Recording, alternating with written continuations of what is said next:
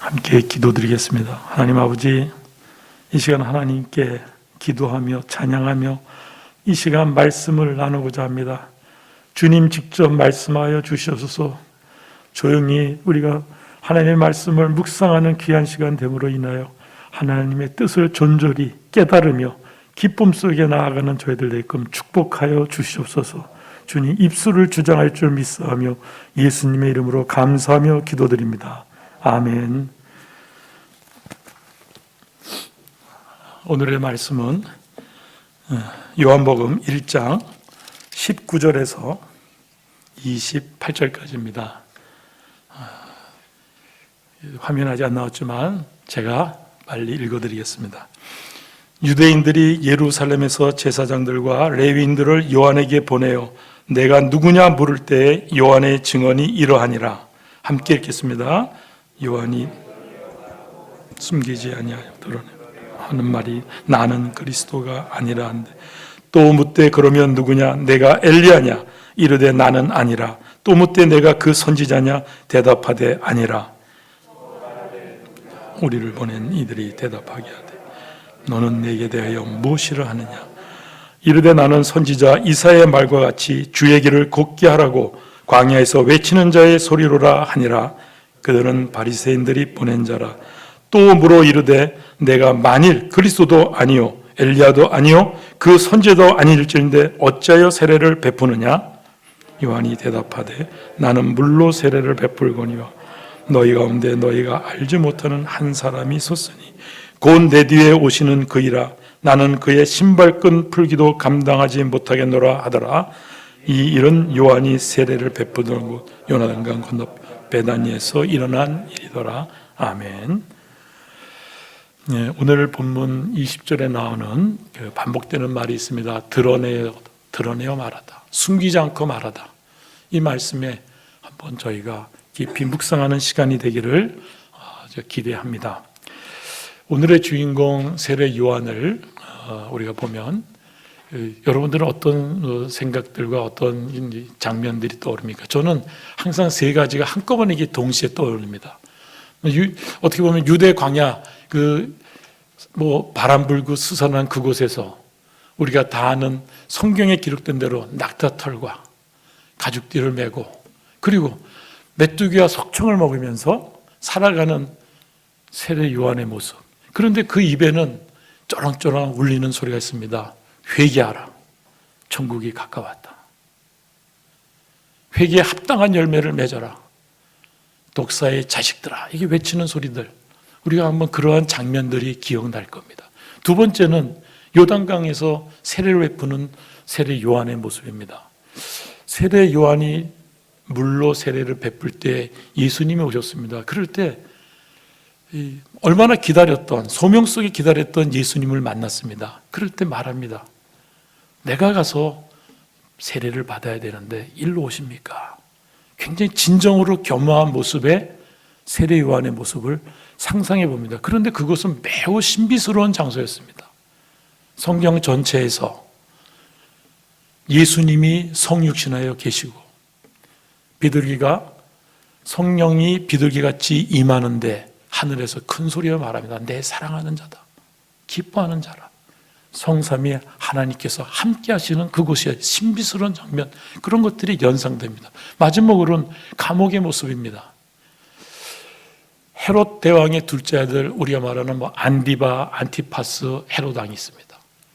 이 헤롯 왕이 이복 동생 빌립의 아내 헤로디아를 취했습니다.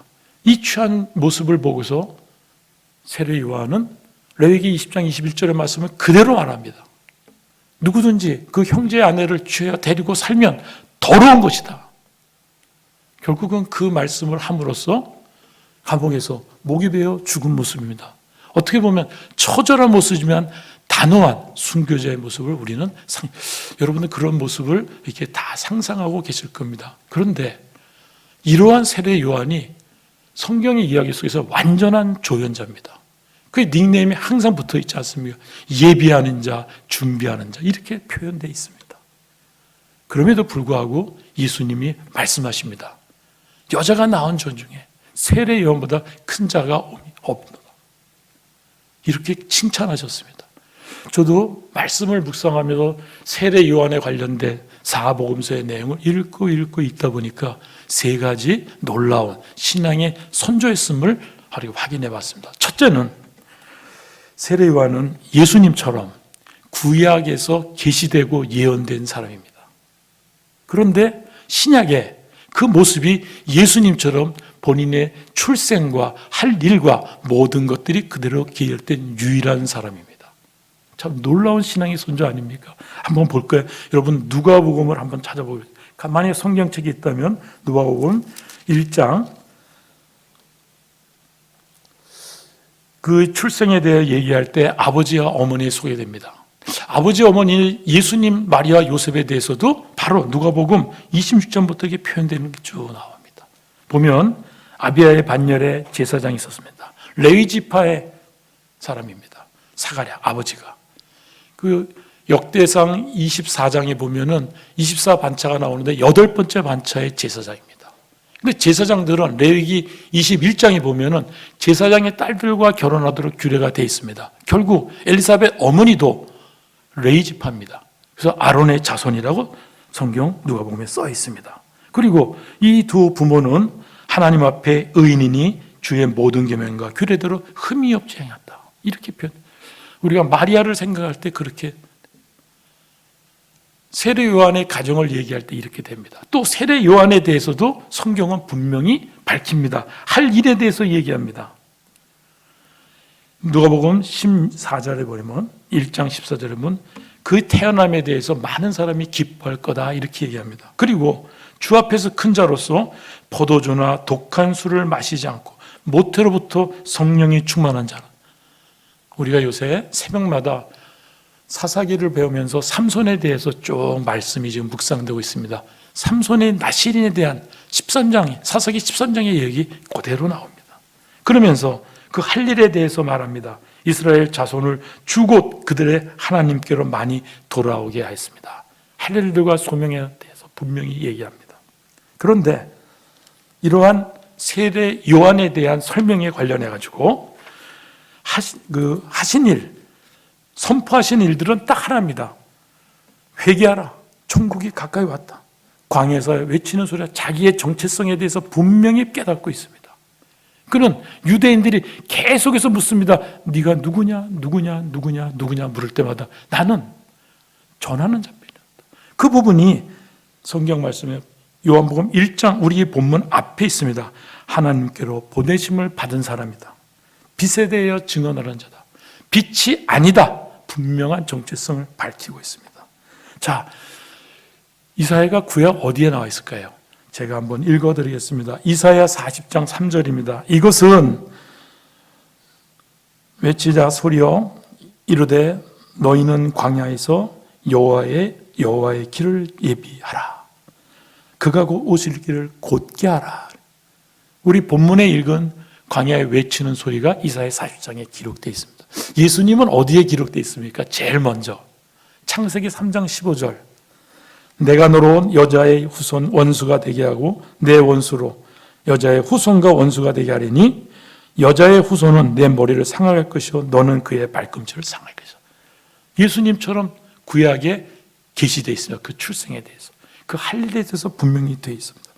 두 번째로 세례 요한은 구약 말라기 선지자 이후에 우리가 말하는 신앙의 암흑기라는 400년 동안 신구약 중간기를 다 마치고 나서 400년 만에 하나님의 언약에 따라서 성육신하시는 예수님이 역사의 무대에 출현합니다. 이 복음의 시작에 대해서 알리는 빵빠른 위대한 소리입니다.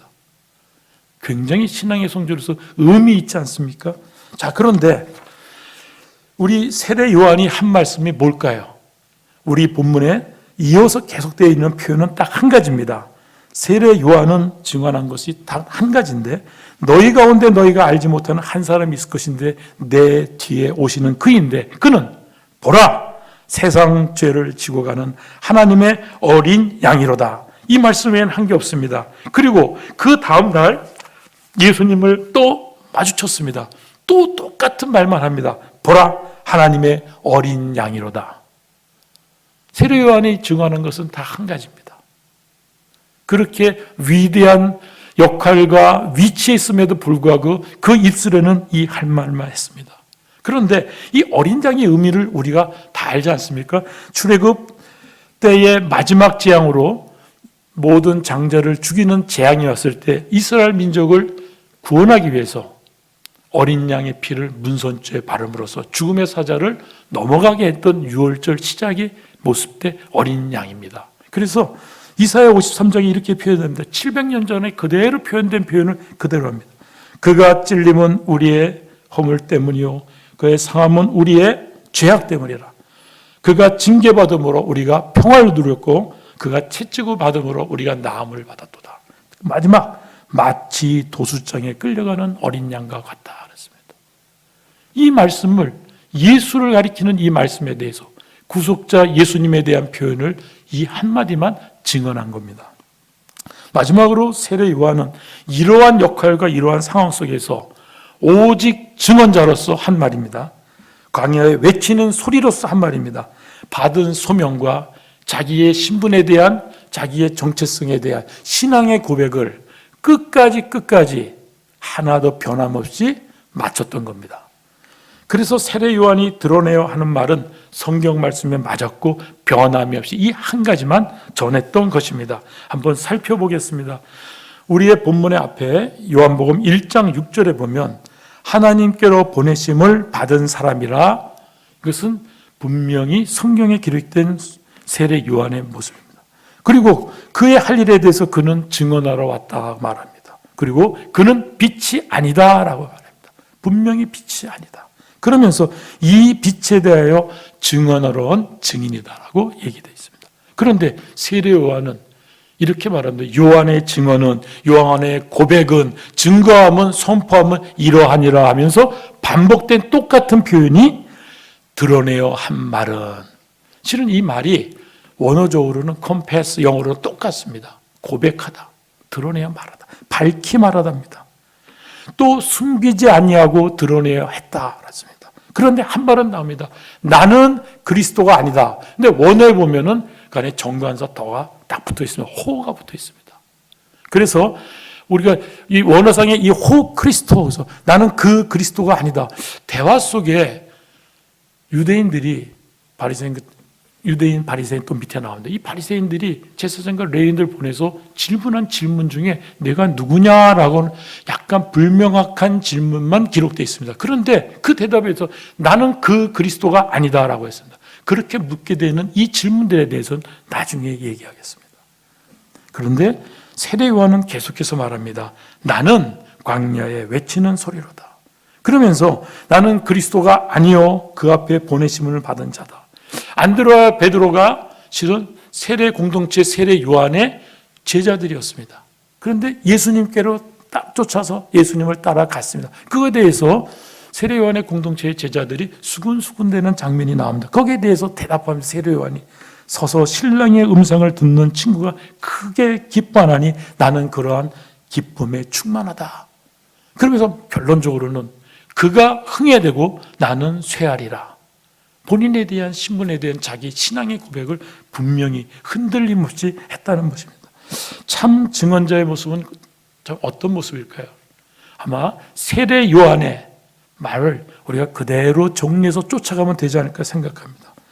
본문과 성경 말씀에서 세례 요한의 행동과 말씀에 대해서 붙든다면 우리가 요새 계속 공부하며 우리가 나름대로 각성하고 있는 자기 소견대로 행하는 이스라엘 백성의 모습에서 벗어나고 온전한 그리스도인으로 설 수 있지 않을까 생각합니다. 세례 요한은 증언하여 말했습니다. 증언하여 말하고 드러내어 말했습니다. 근데 증언하여 말하다는 것은 과연 무엇일까? 증인으로서 사실과 진실을 진술하는 겁니다. 그렇다면 사실과 진술은 뭘까요? 바로 성경에 그대로 기록됩니다. 나는 그 그리스도가 아니다. 그들이 찾는 군사적 메시아에 닿는 질문일 것입니다. 그것이. 근데 나는 그 그리스도가 아니다. 그러면서 얘기하기를 보라. 목사님이 새벽 예배도 말씀하시죠. 보라, behold. 집중시켜서 강조해서 얘기합니다. 그는 세상 죄를 지고 가는 하나님의 어린 양이로다. 회개하라. 이 말 외에는 하지 않습니다. 이렇게 세례 요한이 주장하는 바에 대해서 우리도 똑같이 그런 주장을 흠모해야 될 것입니다. 최근에 계속 말씀 속에 강조되는 말씀이 있습니다. 너희는 말씀을 행하는 자가 되고 듣기만 하여 자신을 속이는 자가 되지 말라고 말합니다. 우리는 오늘 아침 새벽 예배 때의 말씀처럼 삼손이 자기의 소명과 사명을 잃어버린다면 아무것도 아닙니다. 우리도 우리에게 주어진 소명과 사명을 우리 삶의 현장에서 그대로 드러내어 말하고 숨기지 않고 말하는 것이 우리가 해야 될 위치와 입장일 것입니다. 그런데 말씀이 덧붙여 상고돼야 될 게 있습니다. 내가 증언하노니 그들이 하나님께 열심이 있으나 올바른 지식을 따른 것이 아니냐. 온전한 열심, 올바른 지식으로 행하여야 할 것입니다. 이것은 우리의 의지와 열심으로 되는 것이 아니라 성령께 부르짖음으로 말씀 속에서만 가능한 것입니다. 참 증언자의 모습을 한번 우리가 정리해 보고자 합니다. 참 증언자는 첫째로는 진리만을 증언하는 자일 것입니다. 증언하는 것은 증인으로서 사실 진술을 진술하는 겁니다. 그렇다면 여기서 말하는 우리가 성경과 그리스도인으로서 말할 때의 진리와 진실은 뭡니까? 예수 그리스도 외에는 없습니다. 그것만 전하는 겁니다. 메신저입니다. 전달자입니다.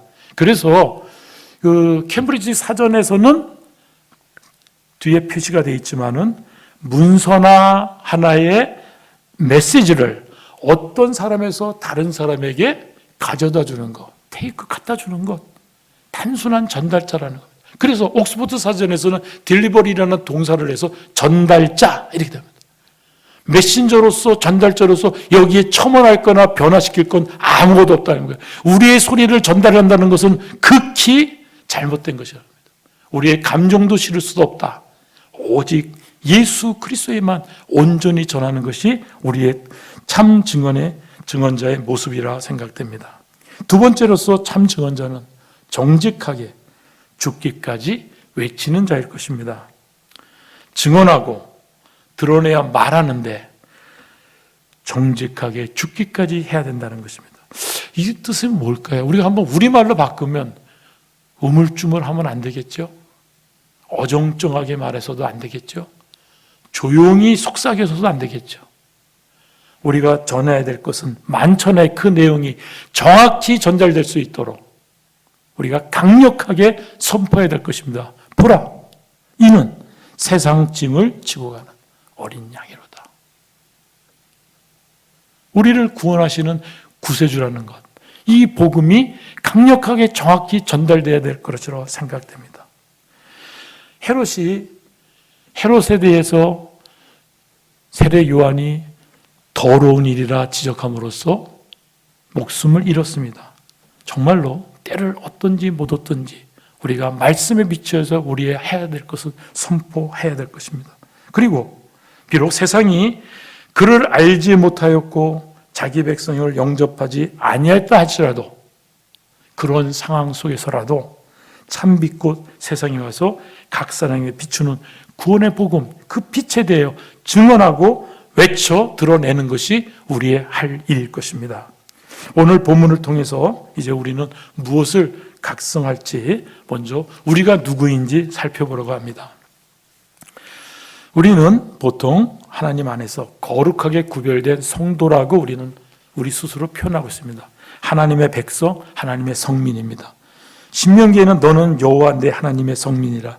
내 여호와 하나님께서 지상 만민 중에 택하사 너를 자기 기업의 백성으로 택하셨다 그랬습니다. 그래서 우리가 잘 아는 예레미야에는 이렇게 말합니다. 내 목소리에 순종하고 명령을 따르라. 그리하면 내 백성이 되고 내가 너의 하나님이 되리라. 하나님의 백성, 하나님의 성민입니다. 또 신약에 오면 주의 성도, 주의 이름을 부르는 자 이렇게 나옵니다. 이거는 사도행전 9장에 보면 바울 되기 전 사울이 다메섹성에서 예수님 와서 눈이 멀었습니다. 그럴 때 그 눈을 뜨게 하는 것에 대한 환상을 상호간에 보여주면서 예수님께서 다메섹에 있는 예수님의 제자 아나니아에게 말씀하십니다. 너는 가서 집가의 거리 가서 사울을 찾아서 안수하여 낫게 하라 이렇게 말씀하실 때 하나님 예수님께 이 아나니아가 사울에 대해서 송토하는 표현입니다. 그는 사울은 주의 성도를, 주를 이름을 부르는 자를 크게 피해를 준 사람입니다. 성토할 때 성도를 부르는 호칭이었습니다. 그리고 골로새 교회에 편지하는 것에 대해서 얘기합니다. 골로새 성도들 곧 그리스도 안에서 신실한 형제들에게 편지하노니 이렇게 됩니다. 교회 공동체 안에 그리스도의 믿음으로 함께하는 자들에 대해서 우리는 성도라 이렇게 표현하고 있습니다. 신약에는 굉장히 많은 다양한 편들이 있습니다. 하나님의 자녀라 합니다. 영접하는 자, 곧 그 이름을 믿는 자는 하나님의 자녀가 되는 권세를 줬어요. 우리는 하나님의 자녀로 스스로 자부하고 자긍하고 있지 않습니까? 또 제자라고 말합니다. 너희 과실을 많이 맺으면 내 아버지께서 영광을 받으실 터이요 너희가 내 제자가 되리라. 또 말합니다. 아들이요 양자요 상속자라 말합니다. 그리고 거듭난 자라 말합니다. 정말로 거듭나지 않으면 하나님 나라를. 우린 지금 그렇게 훈련받고 묵상하며 확신하며 고백하고 있습니다. 그래서 마지막에 세례요한과 똑같이 우리는 증인이라 우리에게 말합니다. 오직 성령이 너에게 임하시면 너희가 권능을 받고 예루살렘과 온 유대와 사마리아 땅끝까지 이르러 내 증인이 되리라. 맞습니다. 한마디로 하면 뭘까요? 그리스도인입니다. 그리스도인. 근데 이렇게 우리가 스스로를 누구랑 얘기할 때 네, 저는 그리스도인입니다 라고 얘기할 때 이 그리스도인이 신약 성경에 딱 3번밖에 나오지 않습니다. 이 그리스도인이 언제 때 그렇게 불려졌는지 한번 잠시 살펴봐야 됩니다. 만남의 안디옥에 데리고 와서 둘이 교회 1년간, 이 둘이는 바울과 바나바입니다. 그리고 큰 무리를 가르쳤고 무엇을 가르쳤겠습니까? 예수 그리스도를 가르친 거죠. 예수님의 죽으심과 부활하심과 승천하심과 그로 인하여 우리가 구원받을 것에 대해서 가르친 거죠. 그러자 제자들이 안디옥에서 비로소 그리스도인이라 일컬음을 받았습니다. 과연 우리는 그리스도인으로서 이러한 진리에 대해서 우리가 생명을 얻은 은혜 넘치는 이 사실에 대해서 우리는 선포하고 있습니까? 두 번째로 아그리파 왕 앞에 바울이 신문 받을 때 그 말이 나옵니다. 바울이 이렇게 지금 그리스도인으로 불려지면서 말씀을 전하고 전할 때에 점점점 늘어나면서 유대인들이 신성모독을 갖고 바울을 고소한 겁니다. 지금 그래서 불려와서 아그리파 때 앞에서 신문 받는 그 위치일 때 얘기합니다. 바울이 아그리파 왕이요, 제 말을 들으소서. 당신은 알지 않습니까? 그러면서 제가 왜 고소받고 당신 앞에 신문 받는지는 바로 이것 때문입니다. 그러면서 얘기하기를 나는 아브라함의 조상에 대해서 믿습니다. 그 언약에 대해서 믿습니다. 그래서 내가 똑같이 유대인들과 더불어서 누구를?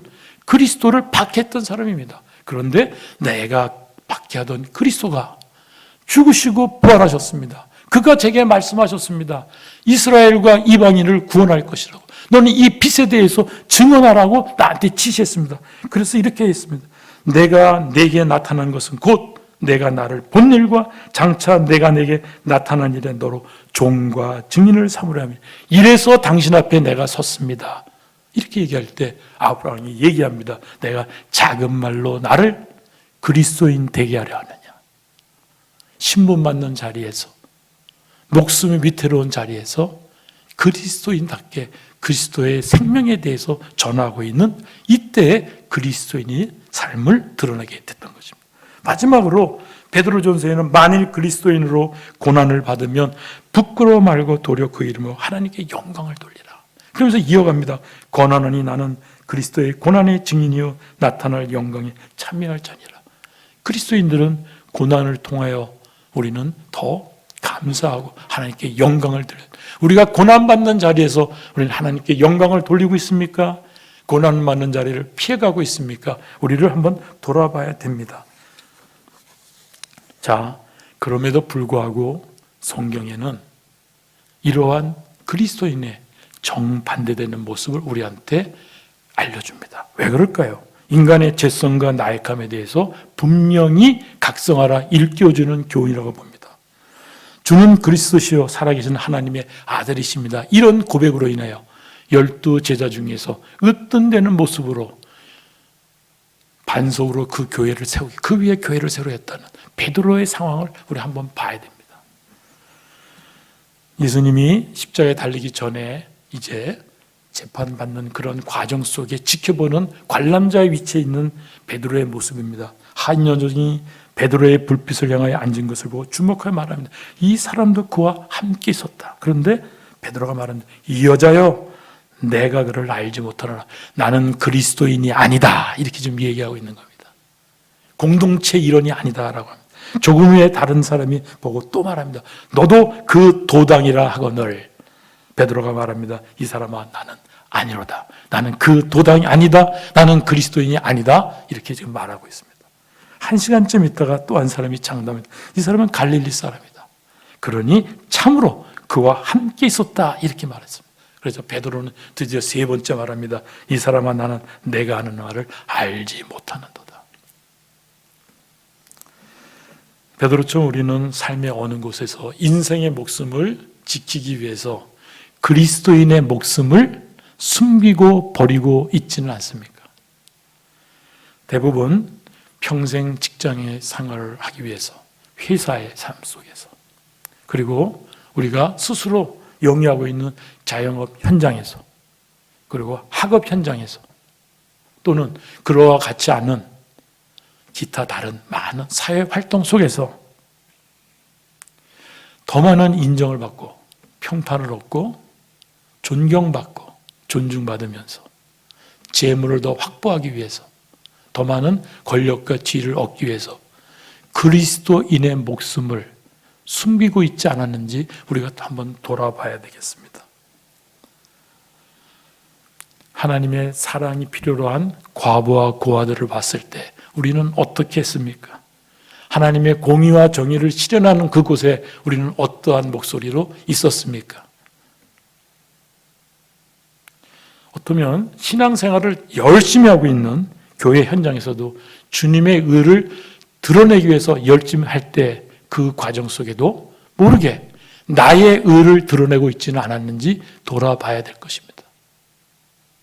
겸손과 온유와 화평을 드러내야 되지만 그렇지 못하고 있을 때 그리스도인이 아니다라고 하고 있는 나의 외침과 나의 주장이 없었는지 돌아봐야 될 것입니다. 우리는 그리스도인입니다. 오직 성령이 너희에게 임하시고 땅끝까지 이르러 내 증인이 되라. 이것은 우리 힘으로 될 수 없습니다. 내게 능력 주시는 자 안에서만 가능한 것입니다. 바울은 이렇게 가르쳤습니다. 하나님의 나라를 전파하며 주 예수 그리스도에 관한 모든 것을 담대하게, 이 담대하게는 어떤 말일까요? 어떤 권력과 어떤 위력에도 굴하지 않고, 그런 뜻입니다. 그리고 거침없이 그렇습니다. 설령 위협이 있고 방해가 있더라도 방해가 없듯이 거침없이 가르쳤더라. 이것이 참 증언자의 모습일 겁니다. 정말로 때를 어떤지 못하니 범사에 충성된 자로서 죽도록 충성하라. 그리하면 생명관을 내게 주리라. 서문학교에 주신 이 말씀이 참 증언자의 목표치라고 저는 생각합니다. 그런데 이렇게 담대함을 강조할 때, 그리고 거침없는 열심을 강조할 때, 이런 것을 서로 권면할 때 우리도 모르게 우리 자신을 드러내고 있는, 숨어있는 죄성을 우린 세밀히 경계해야 될 것이라고 봅니다. 오늘 본문을 보면서 우리는 주도 면밀한 참 증언자의 모습을 한번 흠모해 가야 될 것입니다. 보통 유대인이라 말하는 것은 요한복음 7장 1절에 보면 예수님을 죽이려는 유대인들, 이렇게 해서 신약에 있는 유대인들에 대해서는 대부분 통상적으로 부정적인 의미를 우리가 해석할 수 있습니다. 물론 구원이 유대인에게서 나온다, 또 사마리아 여인이 예수님을 향하여 당신은 유대인입니다, 이렇게 말하는 긍정적인 말들도 분명히 있습니다. 그럼에도 불구하고 대부분 유대인들은 부정적인 이미지로 갖고 있습니다. 그래서 트리니티 신학대학의 D.A. 카슨 교수님께서는 이렇게 말합니다. 요한복음 1장 10절에 있는 그가 세상에 계셨으며 세상은 그로 말미암아 지은 바 되었으되 세상이 그를 알지 못하였고 할 때 이 세상이 이 세상의 실체가 아마 유대인의 본질을 말하는 것이다 라까지 해석을 하였습니다. 자, 이들은 계속해서 세례요한에게 묻습니다. 내가 누구냐? 내가 엘리야냐? 내가 선지자냐? 아무 말도 안 하면, 그렇다면 너는 너를 무엇이라고 말하느냐? 왜 그럴까요? 이들은 사무엘 하에서, 사무엘하 7장에 보면 다윗의 언약에 대한 얘기가 나옵니다. 다윗 왕에 대해서 잘못했어도 인생의 매로 사람의 채찍으로라도 너는 영원히 왕위를 유지시켜 주겠다. 이렇게 언약해 주는 그 언약을 믿는 유대인들은 로마의 압제로부터 군사적 메시아를 기다린 겁니다. 우리를 구원하기 위해 군사적 메시아에 대해서 계속 탐구하는 것처럼 묻는 것입니다. 우리 현대에 와서 지금 와서 이것을 적용한다면 어떨까요? 우리에게 계속 묻죠. 우리는 우리의 평판, 존중받는 것, 인정받는 것, 큰 업적을 내는 것, 추앙받는 것, 일정한 지위와 권세를 갖는 것, 아마 이런 것들이 우리의 해결책의 하나의 도구로 생각하지 않을까요? 교회에서 누구나 다 무너질 수 있습니다. 어떨 때 그럴까요? 스스로 자기 자신을 최고의 가르치는 자로 생각할 때, 또 교회에서 내가 나의 생각이 가장 옳은 판단자야 이렇게 생각할 때, 그리고 내가 교회에서 가장 모범된 모습을 보여야만 되는 사람이야 라고 생각할 때 우리는 무너지기 쉽습니다. 세상은 이렇게 우리를 유혹할 때, 우리 마음속에서 사탄이 역사할 때 우리는 나는 그리스도가 아니다, 나는 그리스도인이다, 우리는 이렇게 고백해야 될 것입니다. 본문에서 내가 누구냐 질문에 대해서 제가 계속 묵상하면서, 이 질문은 원저자 하나님께서 예수를 드러내기 위한 심오한 질문일 것이라고 저는 생각됩니다. 안 믿는 자들에게 이 질문을 했다면 어떻게 대답할까요? 안 믿는 자들은 이 세상을 내가 태어났고, 숙명적이든 운명적이든 내가 여태까지 살아왔고, 우리는 우리는 에베네셀의 하나님 이렇게 얘기할 수 있지만 그들은 내가 살아왔다고 얘기할 겁니다.